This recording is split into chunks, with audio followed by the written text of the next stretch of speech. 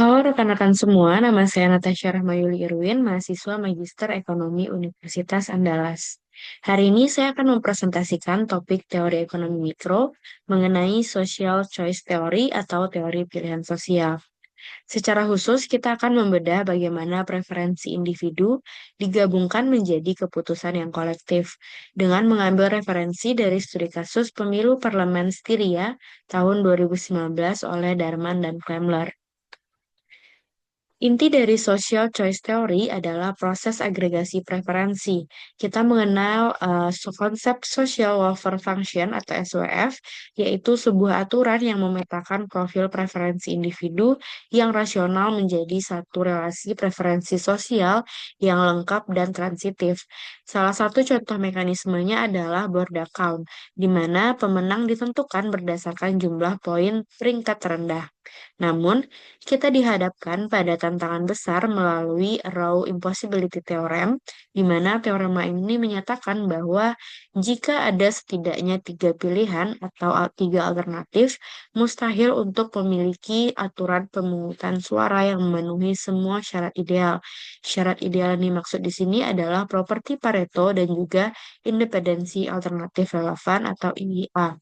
Nah, hal ini sulit untuk dilakukan secara bersamaan tanpa berakhir menjadi sistem yang diktatorial. Nah, mengapa agregasi ini sulit? Salah satunya karena adanya Condorcet paradox, di mana tanpa batasan tertentu, pemungutan suara yang mayoritas bisa menghasilkan siklus yang berputar terus-menerus atau intransitif, sehingga tidak ada pemenang yang stabil secara sosial. Nah, solusinya adalah melalui model restricted domain, khususnya preferensi yang bersifat single peak. Jika semua pilihan disusun dalam satu garis linear, seperti spektrum ideologi yang dari kiri ke kanan, maka setiap agen memiliki satu titik puncak kepuasan. Dalam kondisi ini, terjadilah median voter theorem. Hal ini berlaku apabila titik puncak dari pemilih median akan menjadi Condorcet winner yang menjamin hasil yang transitif, stabil, dan menghindari anomali siklus arrow. Nah, sekarang mari kita lihat implementasi teoritis pada studi kasus pemilu regional di Styria, Austria tahun 2019.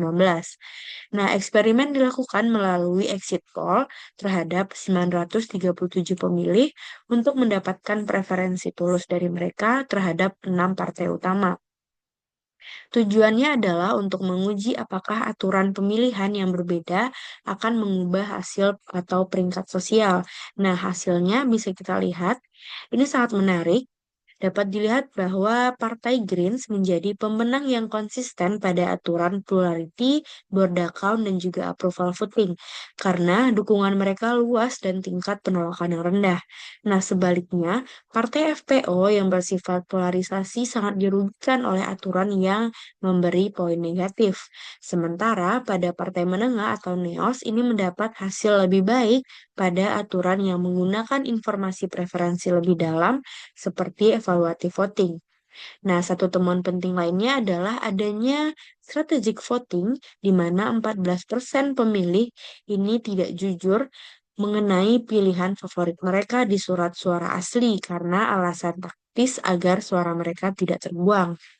Nah, pada penutup, ada 3 poin utama yang bisa kita ambil dari pemaparan teori dan juga studi kasus ini. Yang pertama, terdapat validitas teori, yaitu studi ini mengonfirmasi teorema Arrow bahwa tidak ada aturan voting tunggal yang benar-benar sempurna. Yang kedua, yaitu adanya desain mekanisme di mana sistem yang kaya informasi memberikan representasi yang lebih adil, terutama bagi partai-partai yang non-polar.